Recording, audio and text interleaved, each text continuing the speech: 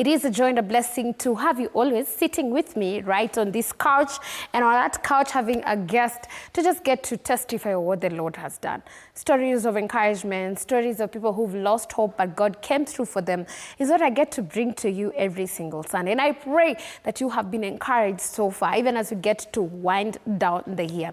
Today I have a testimony of a lady, and she's going to explain to us from the beginning to the very end.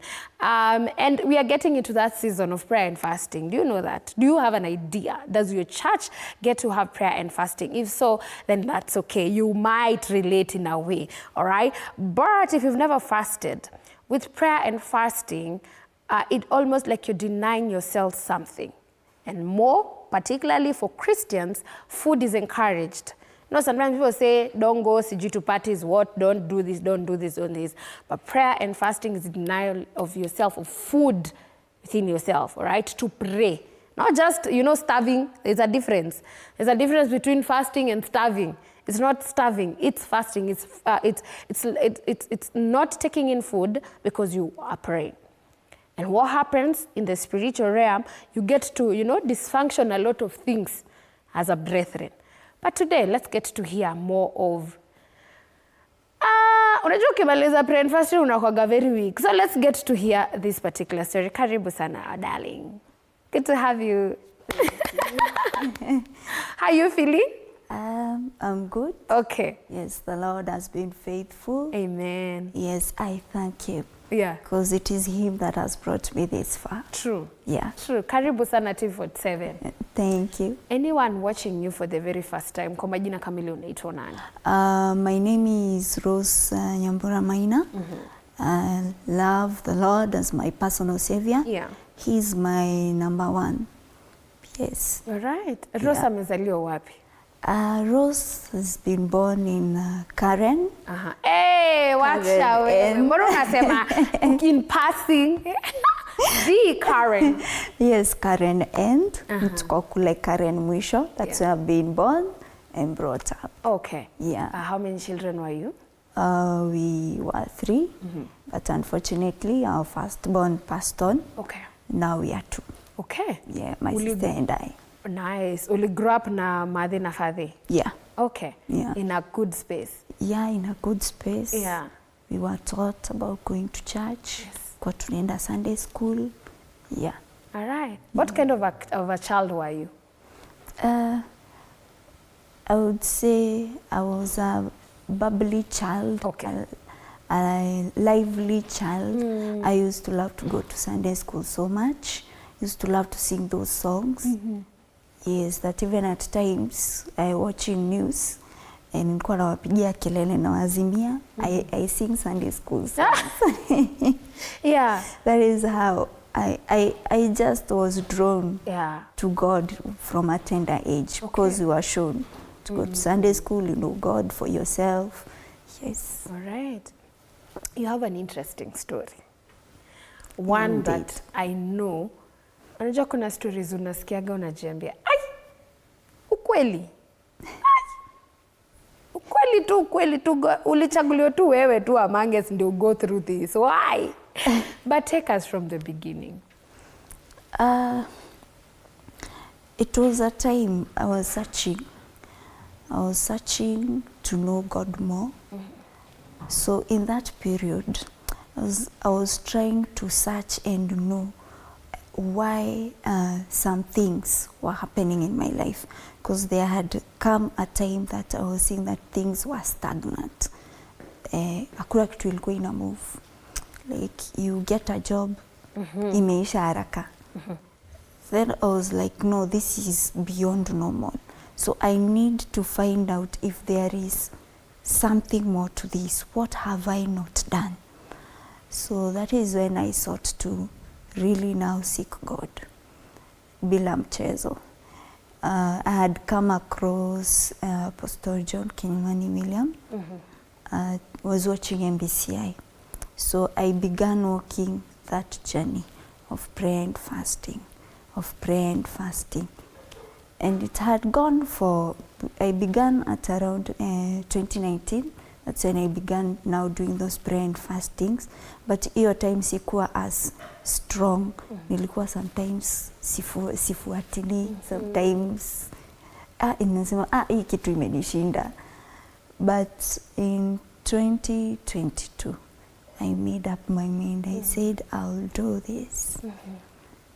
So that is when I decided now to embark on the January 21 days of prayer and fasting. Yeah. Yes. It was liquid though? Yeah, it was liquid. So we did 21 days of prayer and fasting in January. But now before getting in, at around there December, as we were crossing over to 2022, there was, I had started feeling sick, but as tunamalizia December, ilikuwa imeisha, subside. So I was like, this is just, ni shetani ananiletea vikwazo, so let me focus. And it was like, it was him trying, because I could even, there was a time now when I was just lying down, I felt a very weird and strange voice coming to me and telling me, Tisa, unaona unavuka 2022, you will not. But when I crossed over, I remember I was feeling sleepy, so nililala. But hiyo time tu vile we crossed over, I woke up and I looked at my watch and I was like, wow, nimevuka. I'm in 2022. So I just got out of bed and began thanking God and telling him, thank you for letting me enter 2022, even after being made by the devil to fear that I wouldn't enter. And it was then that the Lord spoke to me and told me that I will never leave you nor forsake you. Just trust in me. So I didn't know what was in front. So that was now the background. Now, then I got into the fasting. I did the prayer and fasting well. There were no hiccups. Sikushindwa kuomba. I was able to pray. I was able to continue on the whole 21 days with no relapse. And I was still feeling strong. Hata nakumbuka nikimaliza, I was feeling another kind of strength that I was like, no, this is the strength of God. So I finished. Now when after I finished, I went back to my eating. Now nianze sasa tena afresh. Ni kama vile mtoto kianza kukula. So you start afresh, because ukienda ukiwa umerukia kukula hard things, you get stomach problems. So you eat slowly, unakunywa tu liquids more, unakula light food, hivyo. Ndio ende hivyo, you build up, then you go back now to your normal diet. And I was able to go back to the normal diet and things were going on well. But at around March, now is when now ile attack yenye nilikuwa I thought that it was attack, but it was a disease trying to come out, but haikuwa inajitokeza kabisa, because inarudi inakuwa poa and things are moving on okay. So when it reached now in March, it's when things got worse. Tulianza kusikia kizunguzungu and I'm like, no, hii kizunguzungu, this is not normal. Why am I feeling hii kizunguzungu hivyo? So I spoke to my sister, and my sister was for I go to the hospital. I also told my mom, and my mom was like, go to the hospital, you go and be checked. Now my mom was traveling at that time, so we left with her. Tulitoka kwa nyumba pamoja na tukaachana. Yeye akaenda, I went to the hospital. Now when I reached to the hospital, the doctor that was testing me, after doing the test, aliniangalia akaniuliza, who did you come with? I'm like, I came alone. And he asked me, how? Like I just came out from the house, I boarded a matatu and I came to the hospital. And it was like, now madam, we cannot let you go. You will stay in the hospital. You will give us contacts of your closest relative. Hautoki kwa hospitali. You need immediately uwekwe damu. That leo haifai kulala kama hauna damu kwa mwili. Because things will go to the worst end. I'm like, what are these things? I came out home well, nimeingia, ni nini hii? So I was like now trying now to figure things out. Yeah. But now he became adamant, lazima. Now after that is when now I called my sister and I couldn't speak to her. So I just gave the doctors the phone to explain to her what was happening.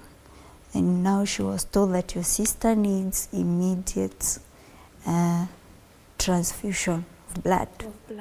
Yes, we need to do it immediately and should be done today. Hafai kulala kama hajafanyiwa hiyo transfusion. So they kept on checking if if my heart is beating. Like they kept on testing after every 5 minutes before my sister came. So sat there and now we had to choose a referral hospital that will get blood immediately.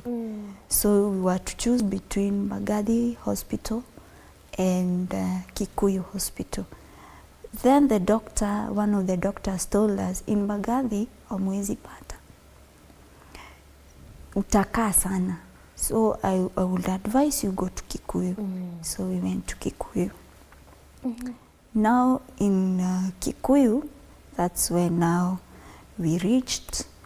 Then they asked, who is the patient of these results? Because now we went with the results that we've been referred to there. And we were told that, and my sister pointed, ni ule ameketi pale. And then the doctors were testing, mwambie asimame. So I stood, then they were like, are you sure that these results are real? We need to do our own. So they did theirs. And they saw, yeah, sina damu. Yeah. Imepungua. Yeah. And I really need it immediately. Yeah. So that's when now they put me now to receiving blood. We called relatives to come and donate. And I thank God that every treatment, every kind of expense that we needed there, God provided. That family came in, friends came in. Yeah.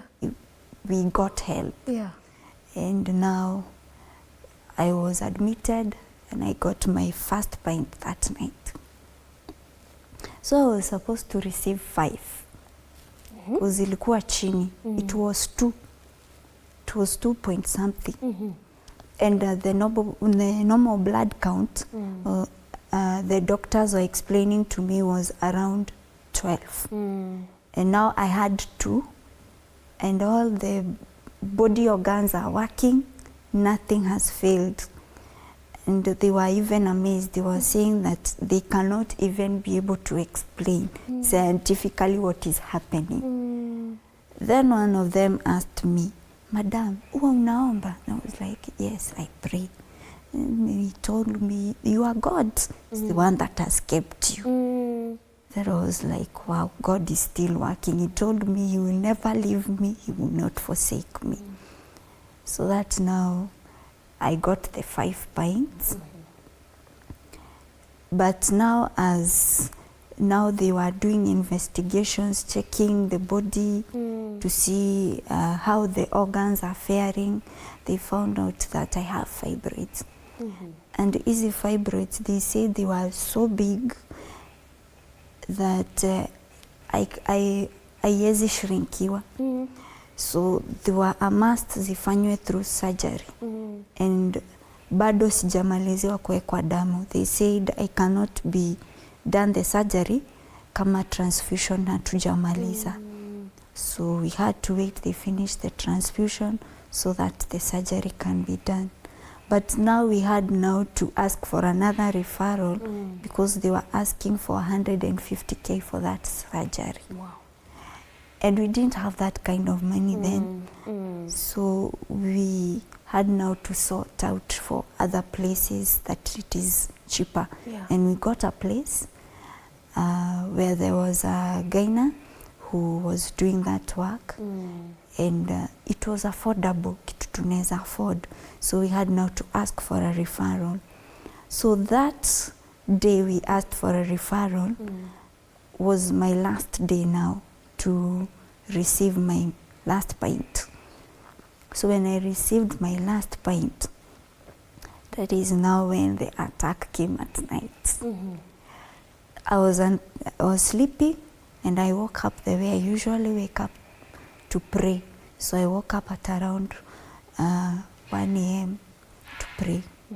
So I prayed and returned back to bed. But now when I returned back to bed, I could not sleep. Nilianza kusikia na nyongwa. So I'm like, what is happening? So I thought maybe mimi nimeomba sana ni kiu. So because ilikuwa inasikika nikaa kiu. So I called the nurse, kakuja kanipea maji ilikuwa hapo. Nikakunywa and I went back to bed again. But now sasa it was now so strong, like it is now someone choking me. Sasa ninasikia sasa ni mtu ananinyonga. Yeah, yeah. So I got out of bed and I panicked. So nilishikwa na fear, nika panic. So nikaenda kwa corridors. Nikatoka kwa ward, I was on the corridors. Now the nurses were asking me to return. Me, I was telling them, no, me, I cannot go back to sleep in that room again. Nanyongwa. Yeah. And they were like, what? Like they started saying that I'm going psychotic because I nini kwa hiyo ward. Yeah. So one doctor was called, came and spoke to me, told me to calm down, that there's nothing really, ni kitu tu ninafikiria. So I came down, akarudi na mimi kwa ward.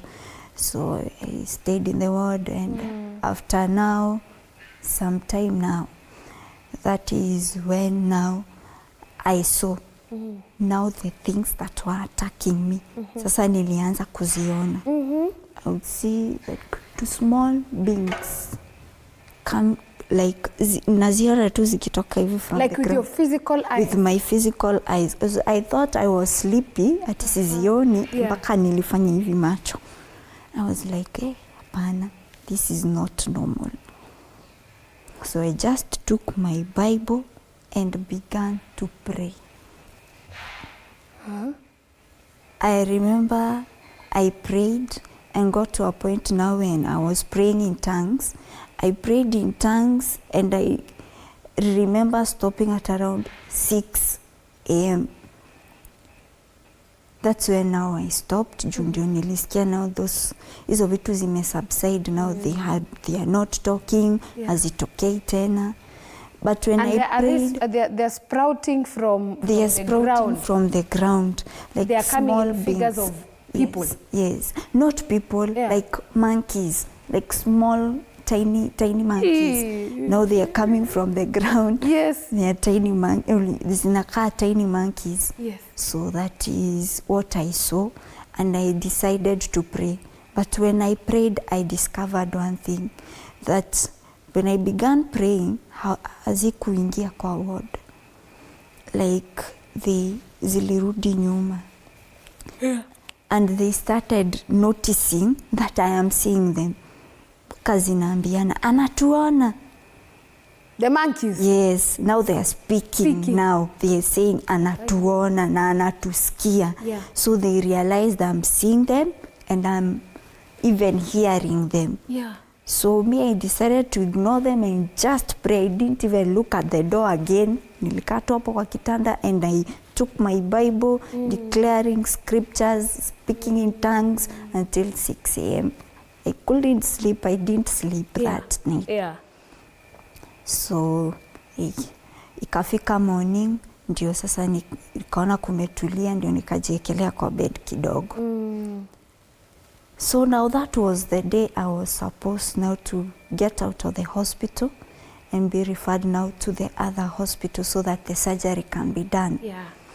And the surgery was told that inafaa ifanywe emergency cause damu isianze tena kutoka na nimeekwa. So that is what now we started now going through the processes za kutoka hosi. And walianza kuambiwa sasa asubuhi when they came in the morning now to come now to process now we go. Yeah. They were told that your patient, I think she needs to sleep one more night. We have discovered that she's psychotic.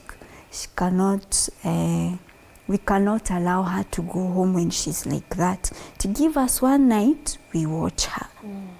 I was not feeling like I could stay in that hospital again. I was like, no, I need to go and go and go. But God fought for me. That even with the back and forth, you are still released. And now wali to release late, so I had to go back home. I couldn't go to the hospital. Nilale so that you wake up and go to the hospital. So there God fought for me. Nikaenda home. I slept on my bed that night. And now the next morning tukarauka to go to the next hospital now. Tukarauka tukafika and now nikachukuliwa and I was admitted to have surgery the next day. So things are moving smoothly. Nikafanyiwa surgery and it was successful. Nilitolewa the fibroids and the surgery was successful. Yeah. But now, after now, coming now to recover. I can remember when I woke up from the surgery. I was in the recovery room and now sasa nimejisikia nimeamka.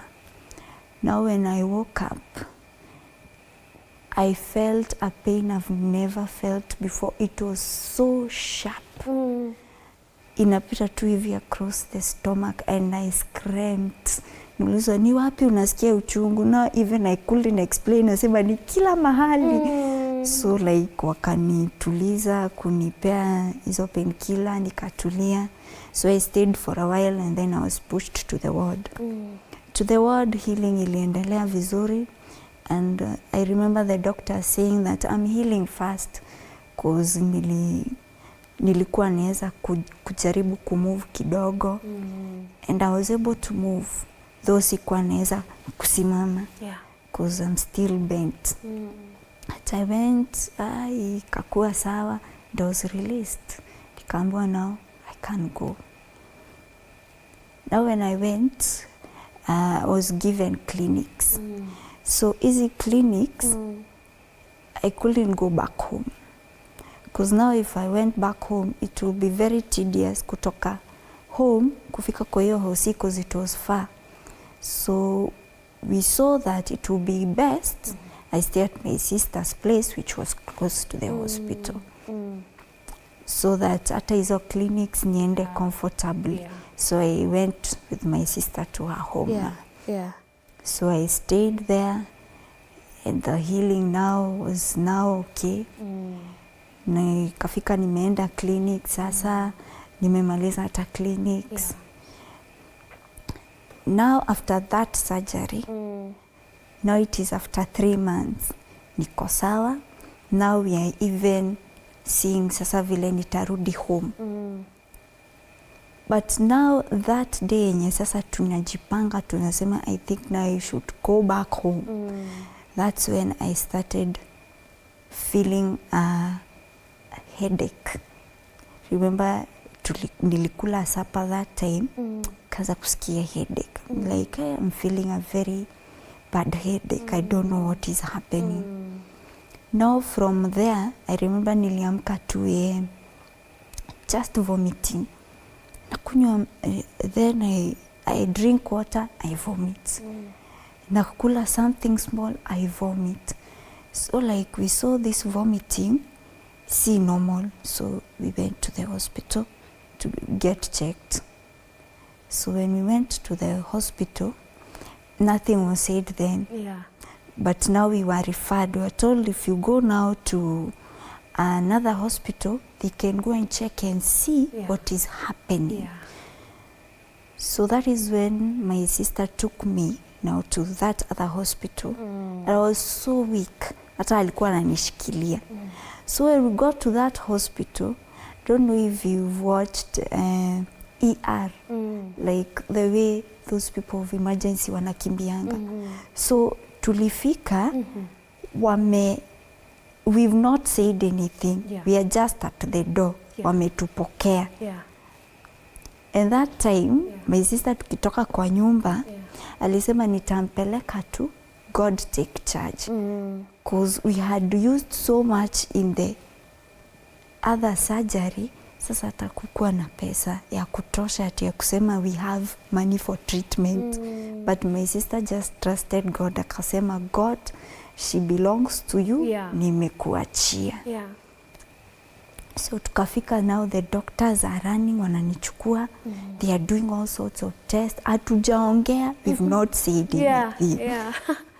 So like now, that's when now my sister spoke. They told the doctor vile ameniona and vile tumerifaiwa by a certain doctor to come to them. So now it was very hard.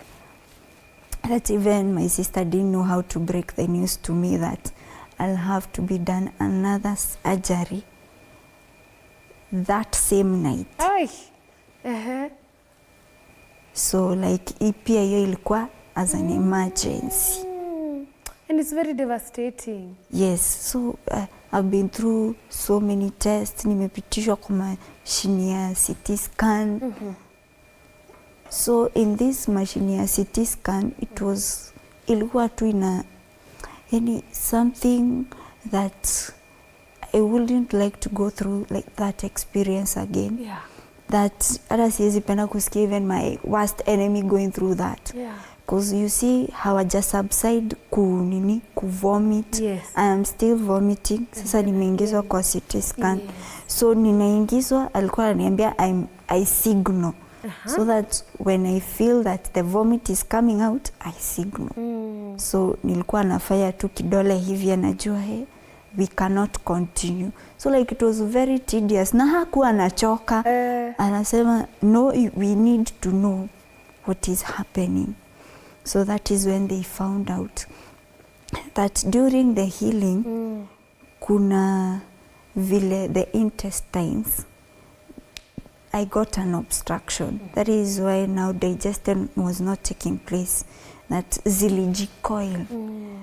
Because they are normally kuna venye huwa zinalala zilijikoil.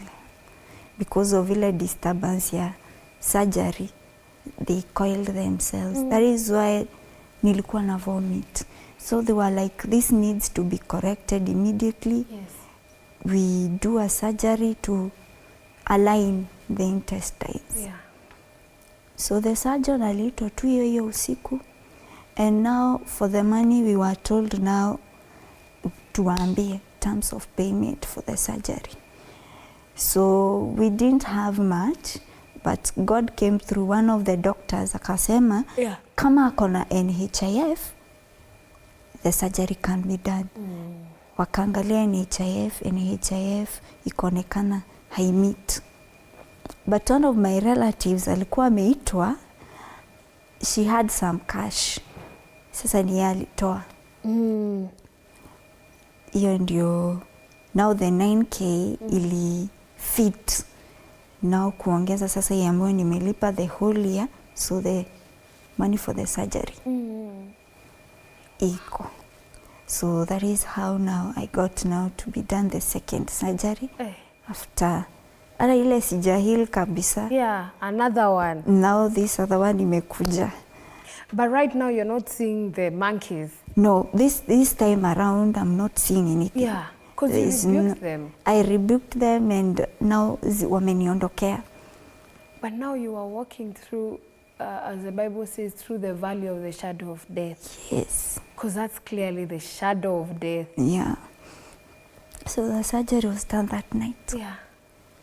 And now in that night, I remember now when nilijisikia nikaamka, nilijipata na tube iko tightly cocked. Hata huwezi vuta ufanye hivi. Tightly cocked to the nose. Na ninaisikia vile imeenda. So it was inside hivyo tu imetoa, but kokiwa hapa. So like shanga, kwani they've not treated me, wameniongezea ugonjwa. So I was told that I would stay with it for 3 days. It was the longest 3 days. Because it was uncomfortable. It was uncomfortable. Ni kama vile, you see the way unaonanga ukiwa na homa alafu umefungana pande moja. That is how I used to feel. Yes, umefungana pande moja. Unasikia breathing iko uncomfortable. So this is the second surgery. Now I'm going through the healing of the second surgery now. Going through the, because actually even the first one you've not healed. Sijamaliza. Wow. But now bring it home. How did you even overcome all those challenges? Now when it came to the second one, I feared. But as I was on that bed, God reminded me that I told you I will never leave you nor forsake you. So I remember that bed, nilijiachilia nikaambia Mungu, now do your will. Yeah. Yes. Wow. And after how long did you heal? And after the 3 days were over, the surgeon now came. And now the 3 days, ukumbuke, you're not eating. Yeah. You cannot eat. Yeah. So they ilikatolewa, surgeon akasema things are okay, it can be removed. Now I can start eating but not solid food. Sasa nianze na soup, porridges, milk. Yes. Yeah. Now those are the things I should start eating. Yeah. But now I'm still in the hospital, ajani release. Yeah. Yes. Wow. So when I stayed, asikukaa sana, because I stayed for like around 4 days. Okay. And they released me to now go.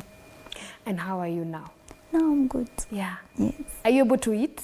Yes, so I'm able to eat. I'm able to eat.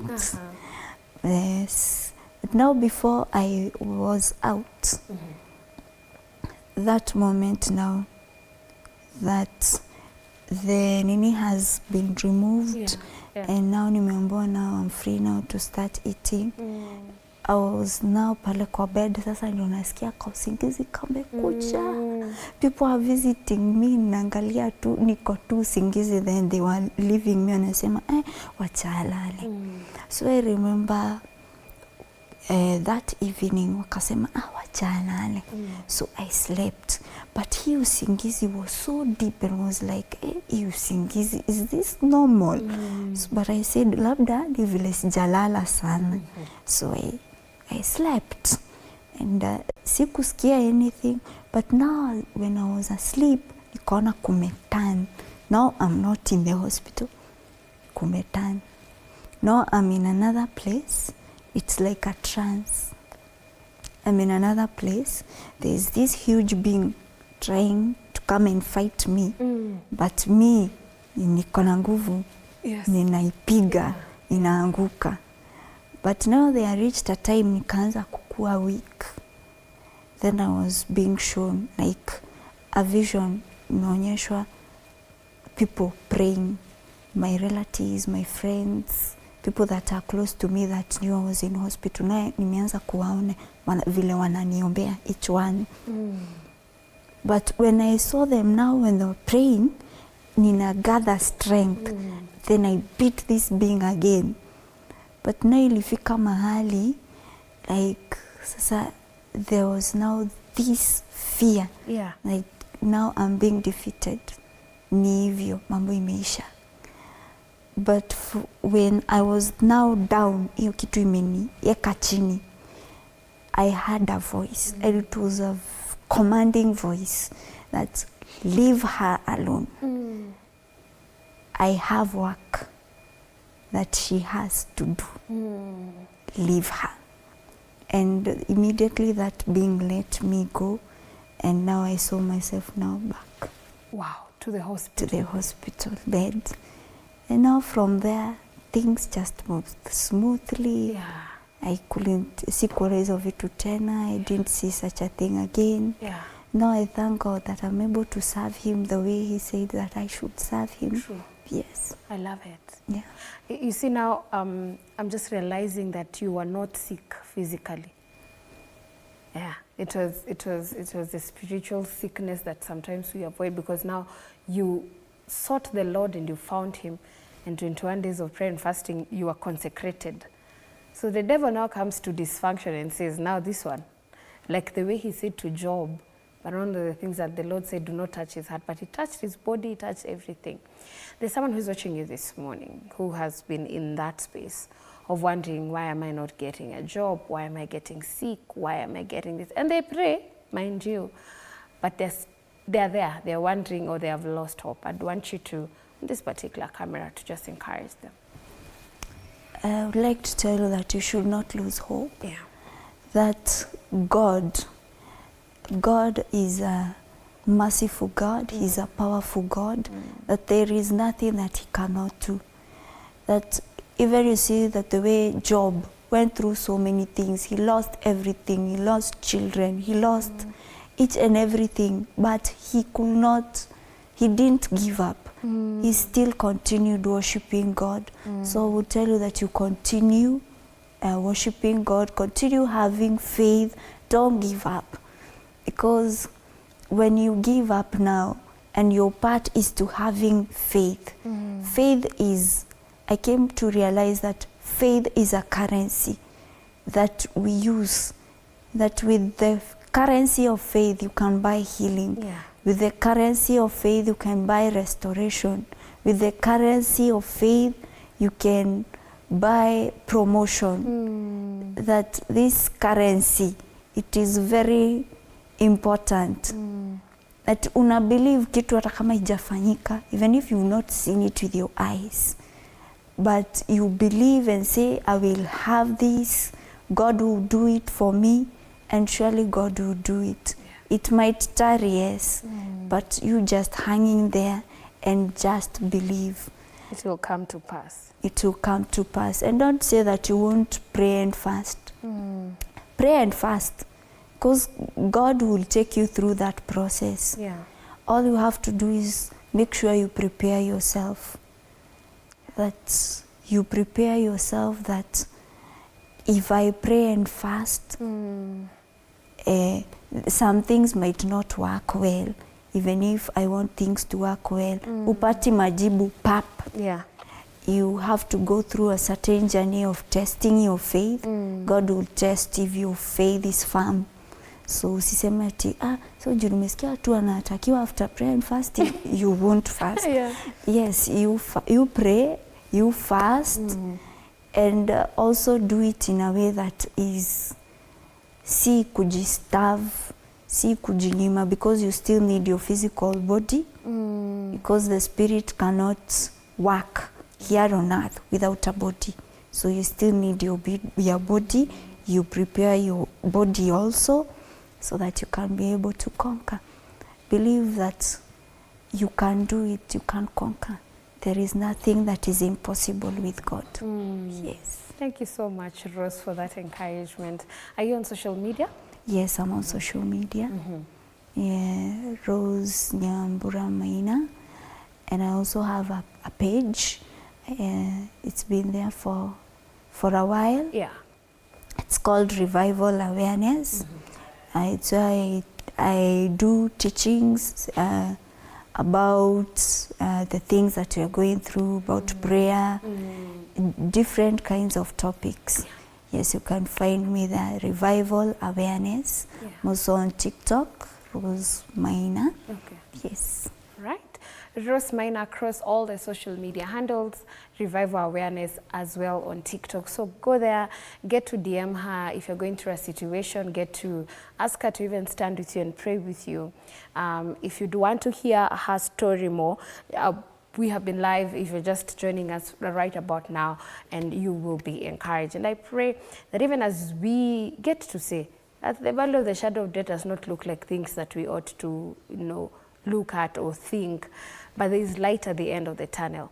One of the things that I discovered, or rather I was just getting to know this week, is Abraham himself actually prompted Sarai to get her guy because he couldn't wait on God's promises. But if the Lord has given you a word like he gave to Rose, you know that be still and know that I am God. I will fight for you. I will sustain you. I will protect you. I will be with you. Run with that word. Because at times we think with our own mind and our own things, and we do things in our own ways. But the Lord is just asking us, could you wait for me a bit longer? Could you just hold on? As Rose has said, it may tarry, but it will surely come to pass. So I pray even this particular time that, Christmas is looking the way it's looking. It's next week. Actually, it's this week. It's on Thursday, and you're wondering, am I going to cook chapels for my children? Am I going to provide the basic needs for my children? Am I going to have a good time with family? The Lord is saying that, call unto me, and I will answer you. And not just answer you, I will answer you and do great and mighty things that you do not know. This has been my testimony with Rose.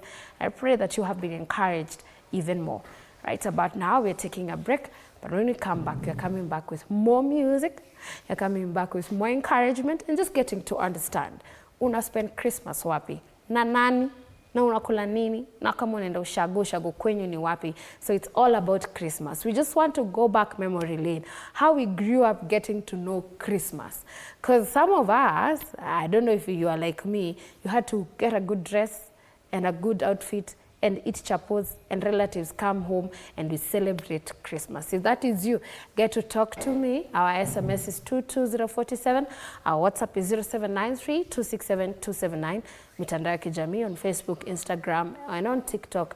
Mariam has just, allowing you to just get to comment and get to like, share, and follow. Don't go away.